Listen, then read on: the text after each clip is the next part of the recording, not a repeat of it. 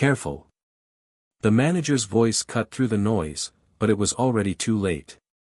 The cup slipped from Olivia Carter's trembling fingers, the lid popping loose as hot coffee splashed across the crisp white shirt of the man standing in front of her, the rich brown stain spreading like a slow-motion disaster across fabric that probably cost more than her entire week's paycheck, and for a split second the whole cafe seemed to freeze, the soft hum of conversation, the clinking of silverware, even the low jazz playing overhead all collapsing into a suffocating silence as Olivia stood there, breath caught in her throat, her heart pounding so loud she was sure everyone could hear it, her worn sneakers sticking slightly to the tile floor as she stared at what she'd just done, and then she looked up, really looked at him, dark hair perfectly styled, jaw tight, eyes sharp but unreadable, the kind of man who didn't belong in a place like this unless he owned it, and definitely not someone who deserved to have his morning ruined by a waitress who couldn't even keep a steady grip on a 16-ounce cup. I'm so sorry, she blurted out, her voice rushing over itself as her hands fumbled for napkins,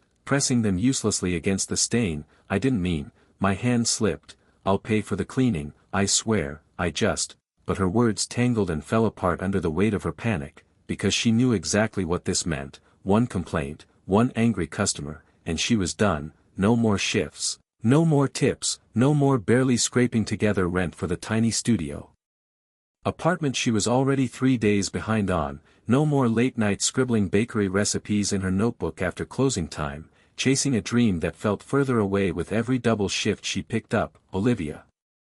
Her manager's voice snapped again, sharper now, cutting through her spiral. What did you do?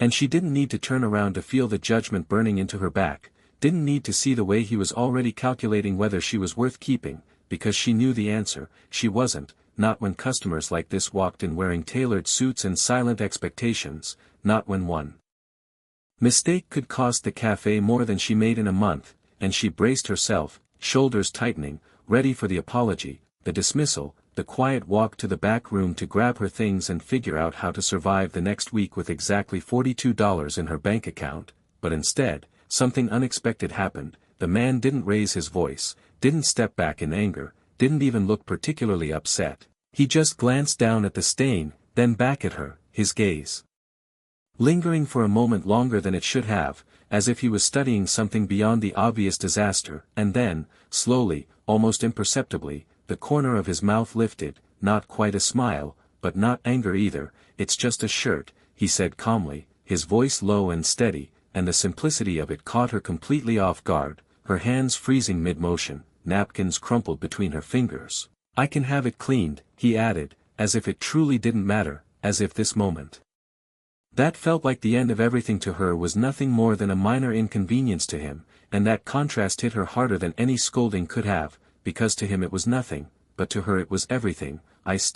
Please, let me at least cover it, she insisted, her voice softer now, more controlled but no less desperate, because she needed him to understand that she wasn't careless, that she wasn't just another mistake waiting to happen, that she cared, even if her life didn't look like it from the outside. And for a second, just a second, something shifted in his expression, something warmer, something curious, like he hadn't expected that answer, like he wasn't used to people insisting on taking responsibility when they didn't have to, and behind her, she could feel her manager hovering, waiting to jump in, to apologize on her behalf, to smooth things over in that polished, practiced way that always made her feel smaller. But before he could say a word, the man reached into his wallet, pulled out a bill, and set it gently on the counter. Far more than the cost of a single drink, far more than she deserved for the mess she'd made. Keep the change, he said, his eyes still on hers, and there was something about the way he said it,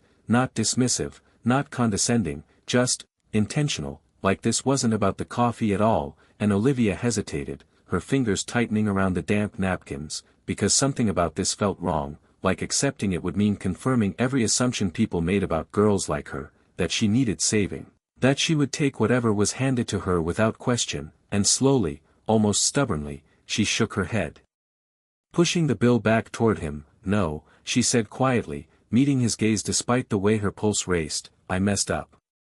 I'll fix it. And for the first time since the coffee spilled, the silence in the cafe shifted, no longer tense, but charged, like something unseen had just been set in motion, something neither of them fully understood yet, and the man, this stranger with the stained shirt and the unreadable eyes, looked at her again, really looked this time, and in that moment, without either of them realizing it, a simple mistake became the beginning of something that would change both of their lives in ways neither of them could have predicted.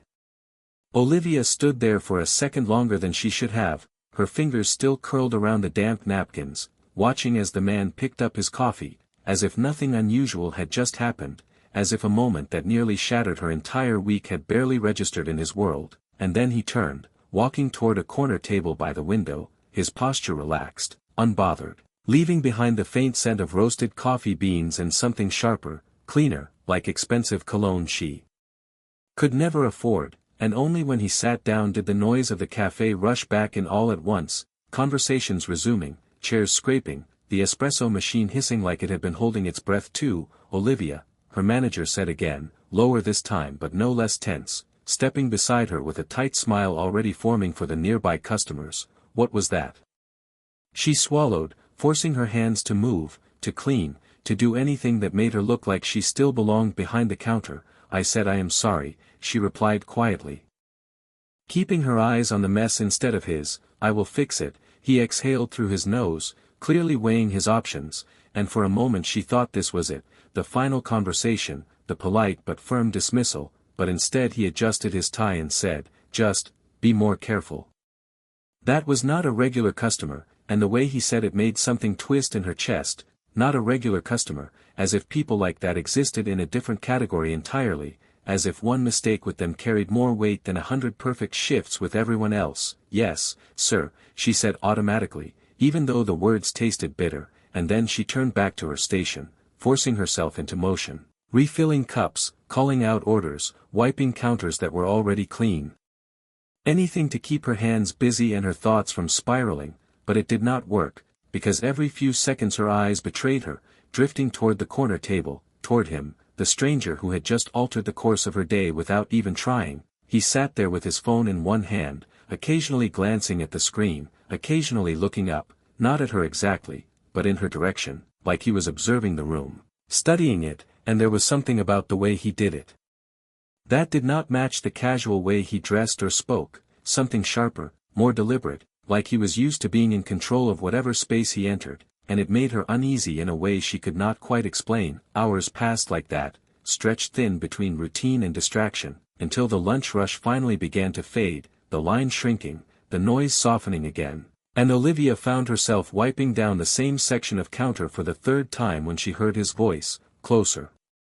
Now, excuse me, she looked up immediately, her heart skipping in a way that annoyed her more than anything, because this was just a customer, just a stranger, nothing more. Yes, she asked, keeping her tone professional, steady. He held up his empty cup. Could I get another one? Simple, normal, except it did not feel that way, not after everything, of course, she said, reaching for a fresh cup, her movements careful now, precise, like every motion had to prove something, like she was determined not to repeat the same mistake twice. She poured the coffee slowly, making sure the lid was secure before sliding it across the counter toward him, and for a second their hands almost touched, but she pulled back just in time. Thank you, he said, and there was that same tone again, calm, measured, but softer now, like he was choosing his words instead of letting them fall naturally. You are welcome, she replied, already turning away, already putting distance between them, because she could feel it,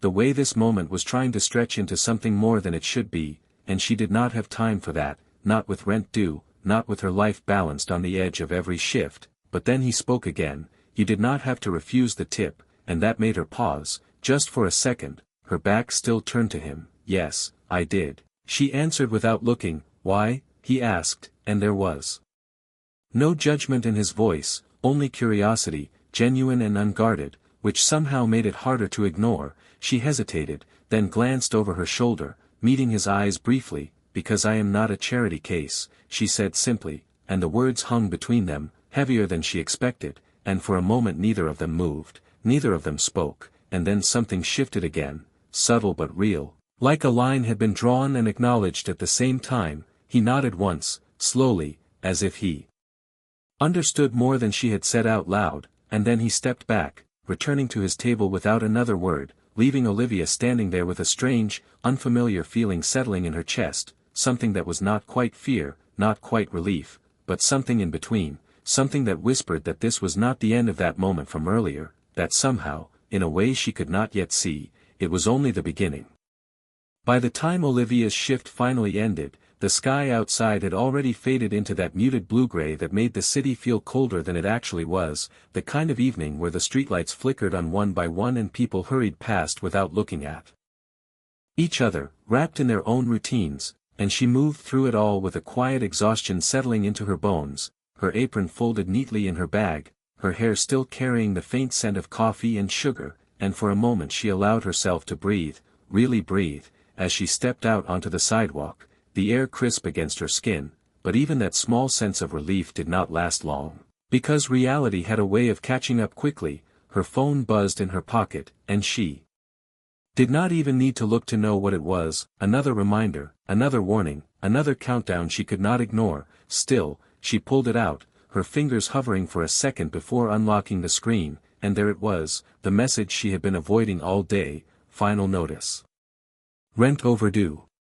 Payment required within 72 hours, the words felt heavier now than they had that morning, maybe because she was more tired, maybe because the fragile thread holding her together was starting to fray. She exhaled slowly, tucking the phone back into her pocket as if hiding it would somehow delay the inevitable, but it would not, nothing ever did, and she adjusted the strap of her bag, starting the familiar walk toward her apartment, a place that barely deserved the name, a small, worn-down studio on the third floor of a building that had seen better decades, where the heater worked when it felt like it and the lights flickered just enough to remind her how temporary everything was, but it was hers, or at least it had been, and the thought of losing even that tightened something in her chest, her steps slowing as she reached the corner, and for a second she considered stopping at the grocery store across the street, maybe grabbing something cheap for dinner, but her wallet already told her the answer before she even checked, so she kept walking, telling herself she would figure it out later. She always did, even when she did not know how. The sound of footsteps behind her barely registered at first, just another person heading in the same direction, until they did not pass, until they stayed, matching her pace just enough to make her aware of them, and instinctively, she glanced over her shoulder, her heart giving a small, startled jump when she recognized him, the same man from the cafe, the same calm eyes, the same quiet presence that seemed out of place in every way she could define. "You followed me?" The words slipped out before she could stop them, sharper than she intended, more defensive than necessary, but it was easier than admitting the flicker of surprise she felt. He stopped immediately, hands raised slightly in a gesture that was almost apologetic. "No," he said, his tone steady, "I just happened to be walking this way," and something about the way he said it made it hard to argue, not because she fully believed him, but because he did not sound like he was trying to convince her, just stating a fact, and that left her unsure how to respond, so she settled for a simple, right, turning back toward the sidewalk, continuing forward. But now she was aware of him in a way she had not been before, aware of the space between them, the quiet presence that followed just a few steps behind, not close enough to invade, not far enough to ignore, and after a few moments, he spoke again. "You walk home every night?" She hesitated, then nodded slightly. "Yes, it is a long walk," he observed, glancing down the street as if measuring the distance. "It is cheaper than a ride," she replied, a small edge of humor slipping into her voice despite herself, and for the first time, he let out a quiet breath that might have been a laugh, soft and brief, but real, and that caught her off guard more than anything else, because it made him seem less like a stranger and more like something else, something she could not quite define. They walked like that for another block, the silence no longer uncomfortable, just present, until they reached her building, and she stopped, turning to face him fully now. "This is me," she said, gesturing toward the worn entrance, the flickering light above the door casting uneven shadows across the cracked paint, and for a second she saw it through his eyes, saw what he must see, the difference between his world and hers laid bare in a single glance, and instinctively, she straightened her shoulders, as if that could somehow close the gap. "Thank you for, earlier," she added, the words quiet but sincere, because whatever he was, whoever he was, he had not made her feel small when he could have, and that mattered more than she wanted to admit. He looked at the building, then back at her, his expression unreadable but softer than before. "You should not have to apologize for trying your best," he said. And the simplicity of it settled into her chest in a way she was not prepared for, because no one had said something like that to her in a long time, maybe ever, and for a moment, she did not know what to do with it, so she did the only thing she could. She nodded, offering a small, almost reluctant smile. "Good night," she said, turning toward the door before the moment could stretch any further, before it could become something she could not afford to feel. But as she stepped inside, as the door closed behind her with a soft click, she could not shake the feeling that this encounter, like the one before it, was not as random as it seemed, that somehow, in ways she did not yet understand, their paths were aligning for a reason. And somewhere behind her, out on the dimly lit sidewalk, the man remained standing a moment longer than necessary, his gaze lingering on the door she had just disappeared through, as if committing it to memory, as if this was only the beginning of a story neither of them had chosen, but both were already a part of. The next morning came too fast, the thin curtains in Olivia's apartment barely holding back the pale sunlight that slipped through in uneven streaks, landing across the small space that felt even smaller in the quiet, her alarm buzzing on the nightstand like a reminder she could not ignore, and she reached for it with a groan, silencing it before it could wake the neighbors through the paper-thin walls, her body heavy, her mind already racing ahead of her, counting hours, counting dollars, counting everything she did not have. And for a moment she just lay there staring at the ceiling, the faint crack running across it like a map she had memorized over time, and then reality settled in again, sharp and unavoidable. 72 hours, now less, and she pushed herself up, swinging her feet onto the cold floor, moving through her routine on autopilot, brushing her hair, tying it back, pulling on the same uniform that smelled faintly of coffee no matter how many times she washed it. And before she left, she paused at the small table by the window, her notebook resting there, worn edges, pages filled with careful handwriting and small sketches of pastries she had never had the chance to make, her fingers brushing over it. Briefly, like a silent promise she was not ready to break, then she slipped it into her bag and stepped out into the day, the city already awake, already moving, and when she reached the cafe, the familiar bell above the door chimed softly, the warm scent of fresh coffee wrapping around her like something almost comforting, almost enough to make her forget everything else. "You are early," her manager noted from behind the counter, glancing up with mild surprise. "I needed the hours," she replied simply, tying her apron, and he nodded, already turning back to his tasks, because that was the kind of place this was, no questions, no concern, just work, and she was grateful for that in a way. It left less room for things she could not afford to think about. The morning rush began quickly, customers lining up, orders stacking, the rhythm of it pulling her in, grounding her in something steady, predictable, and for a while, she lost herself in it, until the bell chimed again, and something in her chest tightened before she even looked up, because she already knew, and there he was, the same man from yesterday, stepping inside as if it was the most natural thing in the world, as if this place had suddenly become part of his routine, his gaze sweeping the room briefly before settling on her, not intense, not demanding, just aware, and she felt it, that awareness, like a quiet thread connecting them across the space. "Good morning," he said when he reached the counter.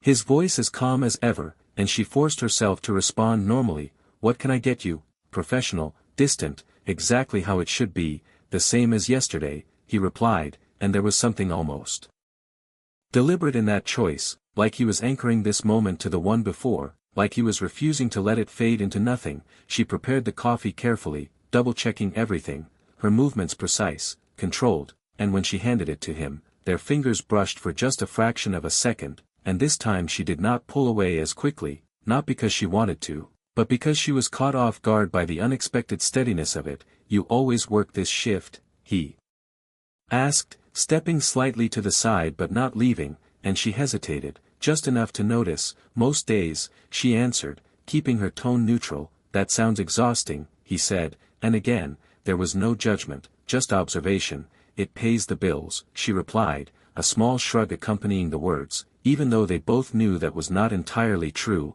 not right now, and for a moment, silence settled between them again, not uncomfortable, but charged with something unspoken, until he reached into his pocket, pulling out a card. "Simple, clean, no unnecessary design, and placed it on the counter between them, not sliding it forward, not pushing it toward her, just leaving it there. "If you ever need help with anything," he said, his voice quieter now, more deliberate, "call me," and the words hung in the air, heavier than they should have been, because they carried something more than their surface meaning. Something she did not trust, not yet. Her eyes flicked down to the card, then back up to him, her expression tightening slightly. "I told you, I am not looking for handouts," she said, her tone firmer this time, not defensive, but certain, and for the first time, something like a real smile appeared on his face, small but genuine. "I know," he replied, "that is why I am offering something else," and before she could ask what he meant, before she could push further, he stepped back, picking up his coffee. "Have a good day, Olivia," he added, using her name in a way that caught her off guard again, because she had never given it to him, and then he turned, walking toward the door, leaving her standing there with the card still resting on the counter, a simple object that suddenly felt far more significant than it should have, and for a long moment, she did not touch it, did not move, just stared, as if it might disappear if she waited long enough, but it did not, and eventually, slowly, she reached for it, her fingers closing around the edges, her eyes scanning the name printed there, and in that instant, something inside her shifted, not a full realization, not yet, but the first crack in the certainty she had built around who he was and who he could not possibly be. And as the bell chimed again behind him, signaling his exit, Olivia Carter stood in the middle of the cafe, holding a single card that felt like the beginning of a question she was not sure she was ready to answer. Olivia did not look at the card again for the rest of her shift, not because she was not curious, but because she knew exactly what would happen if she allowed herself even a second of distraction. She would start imagining possibilities she could not afford, building expectations that reality would never meet, so instead she slipped it into the pocket of her apron, out of sight but not out of reach, where she could feel its presence every time her hand brushed against the fabric, a small, constant reminder that something unusual had entered her carefully controlled world. The hours dragged on in that quiet tension, the cafe filling and emptying in waves, the routine steady but her thoughts anything but, and every now and then she would catch herself glancing toward the door, just for a second, just enough to confirm that he had not come back again, and each time there was a strange mix of relief and something else she did not want to name, something that lingered longer than it should have. By the time her shift ended, the sky had shifted again, deeper now, the early evening air carrying a chill that slipped through her thin jacket as she stepped outside, and this time she did not hesitate. She reached into her apron pocket the moment she was out of sight, pulling the card free, her fingers tracing the smooth edges as she finally allowed herself to read it properly. Ethan Blake. The name sat there in clean, simple print, followed by a company name she did not immediately recognize but that carried a weight she could feel even without understanding it, and below that, a phone number, direct, personal, not a general line, not something meant to be ignored. And for a moment she just stood there on the sidewalk, the city moving around her, cars passing, people talking, everything continuing as if nothing had changed, even though something clearly had. Ethan Blake, she murmured under her breath, testing the name as if saying it out loud might make it more real, but it only made it more confusing, because men like him did not walk into places like her cafe by accident, did not spill into her life without a reason, and yet there he was, offering help without explanation, without condition, and that was the part she did not trust, not because it felt wrong, but because it felt too easy, too simple for a world that had never given her anything without a cost attached. She exhaled slowly, slipping the card back into her bag this time, deeper, harder to reach, as if that could put distance between her and whatever decision was waiting. The walk home felt longer than usual, her mind replaying every moment from the past 2 days, the spilled coffee, the calm response, the quiet conversations, the way he looked at her like she was something worth noticing instead of something to overlook, and it unsettled her more than she expected, because she had built her life around being invisible, around blending in, around surviving without drawing attention, and now that balance felt slightly off, like something had shifted just enough to throw everything else into question. When she reached her building, the flickering light above the door greeted her the same way it always did, unreliable but consistent, and she stepped inside, the familiar creak of the stairs under her feet grounding her again, reminding her where she belonged, where reality still held firm. But when she reached her door, there was something new.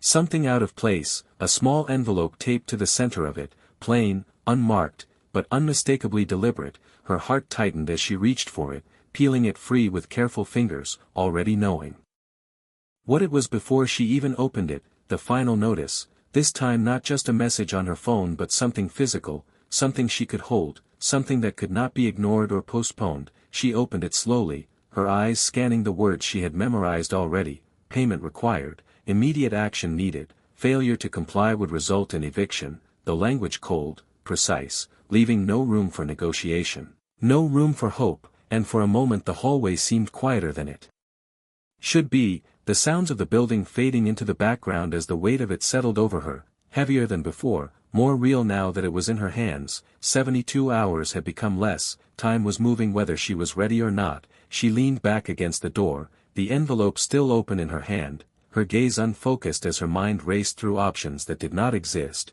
extra shifts she could not get, money she did not have, people she could not ask, and then, without wanting to, without planning to, her hand moved, slipping into her bag again, finding the card, pulling it out once more, the name staring back at her in that same clean, confident font, Ethan Blake, and for the first time since he had given it to her, she did not push the thought away, she did not dismiss it immediately, instead she just stood there, caught between two realities, one she knew too well and one she did not trust yet, her thumb brushing lightly over the numbers as if they might change under her touch, as if this choice, this single decision, could alter everything that came next. And somewhere deep inside, beneath the fear and the doubt and the instinct to protect herself, there was a quiet, persistent question she could not ignore any longer: what if this was not a handout, what if this was something else entirely, something she had not yet allowed herself to believe in? And as the hallway light flickered above her, casting brief shadows across the worn walls, Olivia Carter stood there with two pieces of paper in her hands, one demanding she face the life she had, and the other offering a path she did not yet understand. And for the first time in a long time, she realized that the hardest part was not surviving what she knew, but deciding whether she was willing to risk stepping into something unknown. Olivia did not sleep much that night, not really, her body lying still on the narrow bed while her mind moved in circles that refused to slow down, the envelope resting on the small table beside her, the card placed just inches away from it like two opposing forces waiting for her to choose, and every time she closed her eyes she saw them both again, the stark warning printed in black ink and the clean, simple name that carried more questions than answers, until finally, sometime before dawn, she gave up on pretending rest would come and sat up, the faint blue light of early morning filtering through the thin curtains, casting long shadows across the room, and without giving herself time to overthink it again, she reached for the card, her fingers steady in a way she did not expect, because the decision, once made, felt strangely calm, almost inevitable. She picked up her phone, hesitating only for a second before dialing the number, each tone echoing louder than it should have in the quiet space. One ring, two, and then the line connected. Hello, his voice came through, clear, awake, as if he had been expecting this call, and that alone sent a small ripple of unease through her. It is Olivia, she said, her voice more composed than she felt. From the cafe, there was a brief pause, not of confusion, but recognition settling into place. I know, he replied, and there was something in those two words, something that made her straighten slightly, because it meant he had not forgotten, not even for a moment. You said to call if I needed help, she continued, choosing each word carefully, not wanting to sound desperate even though the truth sat heavy behind everything she said. I need to understand what you meant. Another pause, longer this time, as if he was considering how much to reveal, how much to hold back. Can you meet me? He asked finally, his tone steady. There is a place about 10 minutes from your cafe, a small bakery on Maple Street. Do you know it? Olivia blinked, caught off guard by the choice of location. A bakery. Of all places, yes, she said slowly, because she did know it, had passed it 100 times, had even stopped outside once or twice to look through the window at the displays she could not afford. Good, he said, meet me there in an hour. And before she could ask anything else, before she could question the suddenness of it, the line went quiet, the call ending as simply as it had begun, and for a moment she just sat there, phone still in her hand, the reality of what she had just done Settling in, there was no taking it back now, no pretending she had not crossed that line between independence and uncertainty. She exhaled slowly, pushing herself to stand, moving through her morning routine with a new kind of focus, not the automatic rhythm of survival, but something sharper, more deliberate, as if every action now carried weight, every step part of something larger she could not yet see. When she stepped outside, the city felt different, not changed exactly, but louder. Clearer, every detail more defined, as if her awareness had shifted along with her choice. The walk to Maple Street passed quickly, her thoughts too occupied to notice the distance, and when she reached the bakery, she slowed, her steps hesitating just before the door, the soft glow from inside spilling onto the sidewalk, the display window filled with pastries arranged with a care she recognized instantly, the kind of care she had imagined in her own sketches. Her reflection stared back at her. For a moment, her simple uniform, her tired eyes, the contrast between who she was and where she stood never more obvious, and then she pushed the door open, the bell chiming softly as she stepped inside, the scent of fresh bread and sugar wrapping around her in a way that felt almost unreal, and there he was, already seated at a small table near the window, exactly as he had been the first time she saw him, composed, waiting. As if this meeting had always been part of his plan, he looked up. The moment she entered, his gaze finding hers immediately, and for a second the rest of the room seemed to fade, the quiet hum of conversation, the gentle clatter of dishes, all of it falling into the background. "You came," he said, and there was something in his voice, not surprise, but confirmation, like a piece of something had just clicked into place. Olivia took a step forward, then another, her posture straight, her expression controlled, even though her pulse had picked up again. "You asked me to," she replied, stopping across from him, not sitting yet, not committing fully to this moment until she understood it. "What is this?" she asked, her gaze steady, searching his face for answers he had not yet given, and for the first time since she had met him. Ethan Blake leaned back slightly in his chair, studying her with a look that was no longer just curious, but something deeper, something more intentional, as if he had been waiting for this exact question. "This," he said slowly, gesturing lightly to the empty chair across from him, "is an opportunity," and the word hung between them, simple, powerful, dangerous in its own way, because opportunities came with risks, with choices, with consequences she could not yet measure. Olivia hesitated for only a fraction of a second before sitting down, her hands resting lightly on the table, her shoulders squared, because whatever this was, whatever he was offering, she needed to hear it fully, to understand it before she decided whether to accept or walk away. And as she met his gaze again, steady and unflinching, she realized that this moment, this quiet meeting in a small bakery on Maple Street, was not just about solving her immediate problem. It was about something far larger, something that could reshape the path she had been walking for years, and for the first time, she allowed herself to consider that maybe, just maybe, the mistake that had started all of this was not something to regret, but something that had led her exactly where she needed to be. Olivia did not reach for anything on the table, not the menu, not the water glass, not even the edge of the chair, because if she moved too much she might lose the fragile sense of control she had managed to hold on to since walking in. Her eyes fixed on Ethan as he leaned forward slightly, resting his forearms on the table in a way that felt intentional, grounded. Like he was making it clear that this conversation mattered. "You said you needed to understand," he began, his voice calm but more direct now, stripped of the casual tone he had used before. "So I will be clear." Olivia nodded once, her posture straight, her attention sharp, because whatever this was, it was no longer a coincidence, no longer a passing interaction between strangers. "I own this place," he said, gesturing lightly around them, and for a second the words did not fully register. Her gaze flicking briefly to the display counter, the polished floors, the carefully arranged pastries, and then back to him, her expression tightening just slightly. "You own a bakery?" she asked, not skeptical, but genuinely surprised, because nothing about him had suggested that, and that was exactly the point. "I own several," he corrected gently. "This one is just different," and there was a pause there, a subtle shift in his tone that hinted at something more, something personal, but he did not elaborate, not yet. Olivia leaned back a fraction, processing, connecting pieces that did not quite fit together, the calm man in a simple shirt, the card with a company name she did not recognize, the quiet confidence that now made more sense than it had before, "So what is this?" she asked again, more focused this time, because ownership alone did not explain why she was sitting here, why he had asked her to come, why any of this mattered. Ethan studied her for a moment, as if measuring her reaction,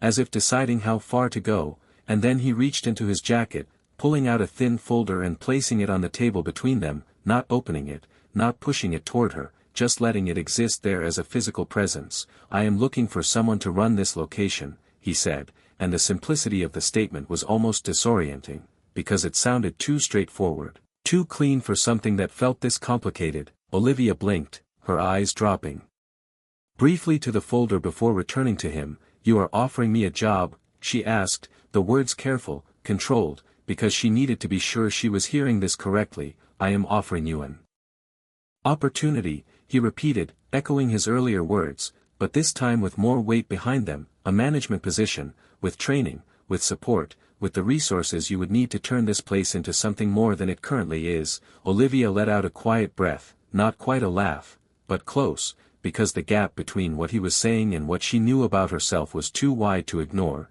"You do not know me," she said, her voice steady but firm. "You saw me spill coffee and work a counter, that is it." Ethan nodded slightly, as if he had expected that response. "I saw more than that," he replied. "I saw how you handled a mistake without deflecting it, how you refused money you could have easily taken, how you treat people when you think no one is watching." His gaze held hers now, unwavering.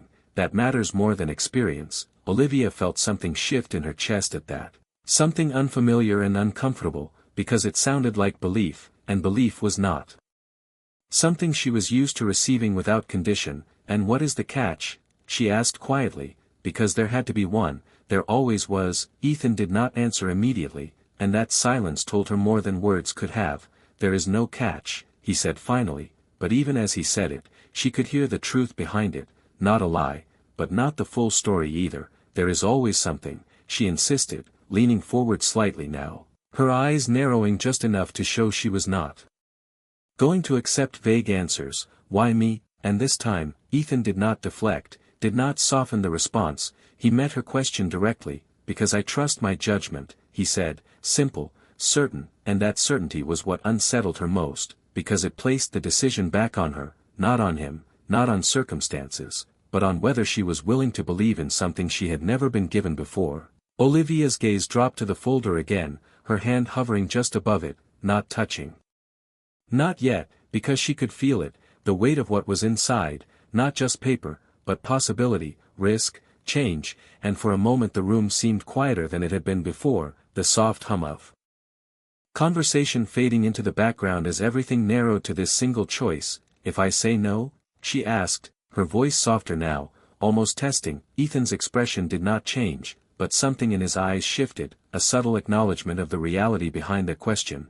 "Then you walk out of here," he said calmly, "and nothing changes." And that was the most honest answer he had given her so far, because it placed the truth exactly where it belonged, in her hands. Olivia inhaled slowly, her fingers finally lowering to the edge of the folder, resting there for just a second as she closed her eyes briefly, not in hesitation, but in recognition, because she understood now. This was not about being saved, not about being given something she did not earn. This was about being seen, about being offered a chance to step into something bigger than the life she had been confined to. And whether she believed she deserved that chance or not, when she opened her eyes again, they were clearer, steadier, her hand still resting on the folder, her posture no longer defensive but intentional. And as she looked back at Ethan, she realized that whatever decision she made in the next few seconds would define more than just her next few days. It would define the direction of everything that came after. And for the first time in a long time, that thought did not terrify her,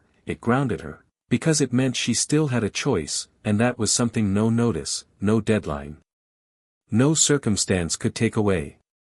Olivia did not open the folder immediately, not because she was afraid of what was inside, but because she understood that the moment she did, there would be no pretending this was just a conversation anymore, no stepping back into the version of her life where everything was predictable even if it was difficult, her fingers resting lightly on the edge as she drew in a slow breath, the scent of fresh bread and sugar filling her lungs in a way that felt grounding, almost symbolic. And then, finally, she flipped it open, the pages inside crisp, organized, unmistakably real, her eyes scanning the details, position title, responsibilities, training structure, numbers.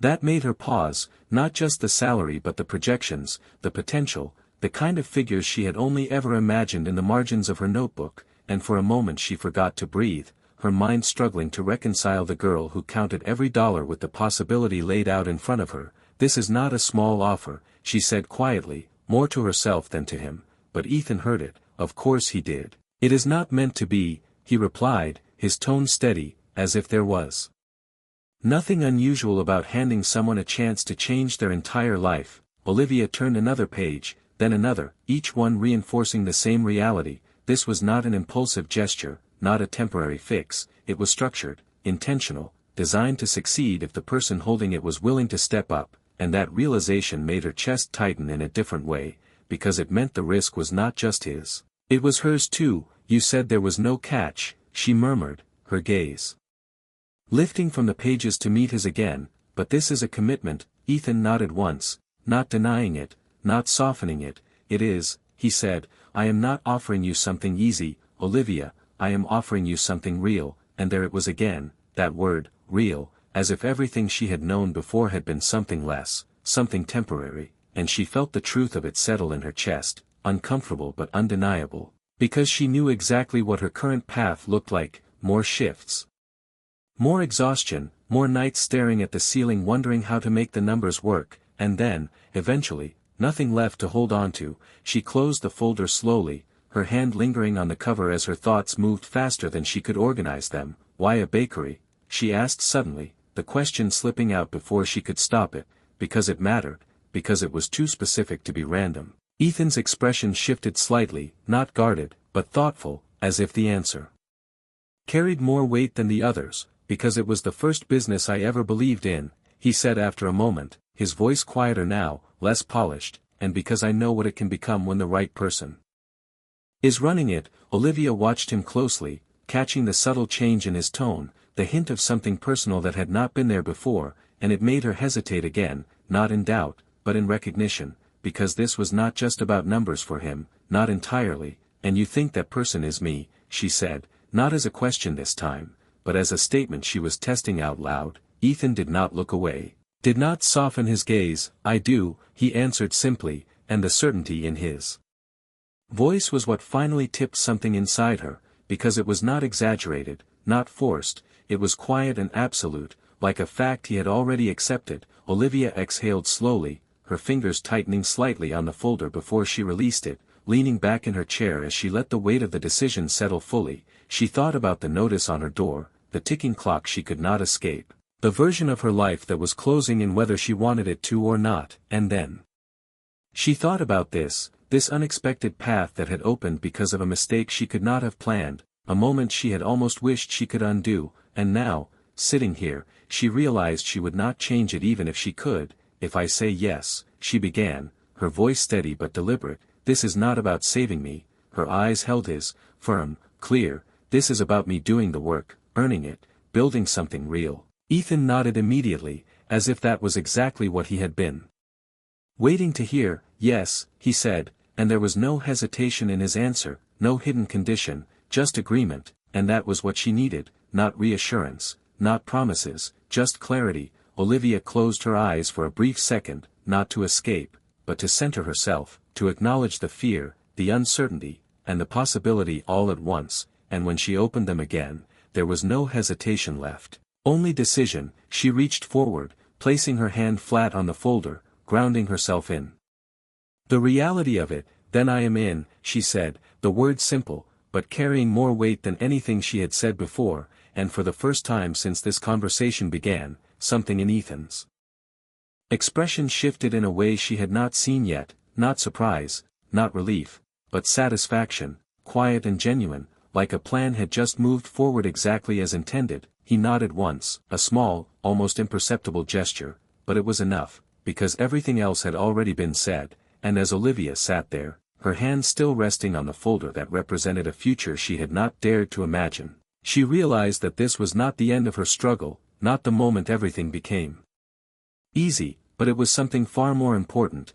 it was the moment she chose to step into a life that required more from her, demanded more from her, and in return, offered her something she had never truly had before, a chance to become the person she had always believed she could be if given the opportunity, and this time, that opportunity was not something she was waiting for, it was something she had chosen.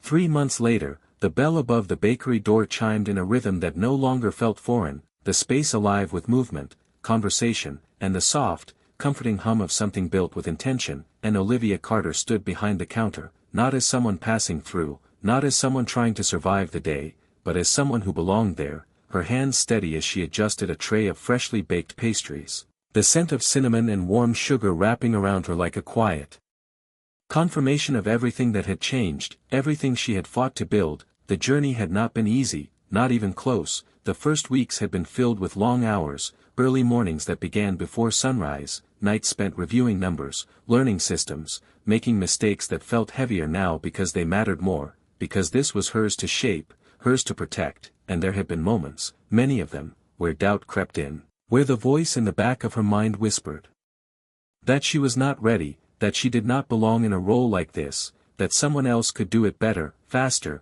more naturally. But every time that voice rose, she met it with action, with effort, with the same determination that had carried her through every difficult day before, and slowly, piece by piece, things began to shift. Customers returned, not just for the coffee, but for the atmosphere, the warmth, the small details she paid attention to, the handwritten notes she left on orders, the way she remembered names, the way she treated every person who walked through the door as if they mattered, because to her, they did, and that difference, that authenticity, became the foundation of everything. Olivia. A voice called from the side, pulling her back to the present. She turned to see one of her employees, a young man she had trained herself, holding up a clipboard. "We are almost out of the almond croissants again," he said, and she could not help the small smile that formed, because that had been her idea, her recipe, something she had once only written down in a notebook in a small apartment she no longer lived in. "Then we make more," she replied simply, her tone calm, confident, and the ease of it still surprised her sometimes, how natural it felt now. To lead, to decide, to build. As the morning rush picked up, the door opening and closing in a steady rhythm, Olivia moved through the space with purpose, checking on orders, greeting customers, stepping in wherever she was needed, and in the middle of it all, she noticed him, standing near the window, just as he had the first day she saw him, Ethan Blake, watching quietly, not interrupting, not stepping in, just observing. And for a moment their eyes met, and something unspoken passed between them, not the tension of uncertainty that had defined their earlier interactions, but something steadier, something grounded in shared understanding. Later, when the rush had slowed and the space had settled into a quieter rhythm, he approached the counter, his presence as composed as ever. "It looks different," he said, glancing around, and she followed his gaze, taking in the small changes, the subtle improvements, the life that now filled the space. "It is," she replied, a hint of pride in her voice, not loud, not exaggerated, just real. "You made it that way," he added, and she shook her head slightly. "I was given a chance," she said, meeting his eyes. "I chose what to do with it." And for a moment, he did not respond, just held her gaze, as if acknowledging the truth in her words. "And you chose well," he said finally, and the simplicity of it carried more weight than any elaborate praise could have. Olivia glanced toward the wall behind the counter, where a small framed object hung, something most customers did not notice, but something she saw every single day, the cup, the same style, the same simple design, stained lightly with coffee, preserved as a reminder, not of a mistake, but of a beginning. She stepped around the counter, moving toward it, her fingers brushing lightly against the frame. "I almost lost everything because of this," she said quietly, her voice thoughtful, not regretful, "and instead, it gave me everything I needed to find my way here." Ethan joined her, standing beside her, his gaze following hers to the framed cup. "Sometimes," he said, his tone softer now, less guarded, "the moments we try to forget are the ones that change us the most." Olivia let out a small breath, a smile forming, not out of relief, but out of recognition, because she understood that now, understood that her life had not changed because someone stepped in and fixed it for her. It had changed because she chose to step forward when the opportunity appeared, even when it was uncertain, even when it was unexpected. She turned to face him again, her posture relaxed, her expression open in a way it had not been before. "You know," she said, a hint of lightness in her voice, "you still owe me a clean shirt," and for the first time, he laughed, a quiet, genuine sound that broke through the composed exterior he had maintained for so long. "I think I came out ahead," he replied, and she nodded, her smile widening just slightly. "So did I," she said, and as the bell above the door chimed again, another customer stepping inside, another moment beginning, Olivia Carter turned back to the life she had built, no longer defined by where she started, but by the choices she made along the way, and in that space, filled with warmth, effort, and possibility, the girl who once feared losing everything had become someone who finally understood that sometimes, the best things in life begin with a single, unexpected mistake.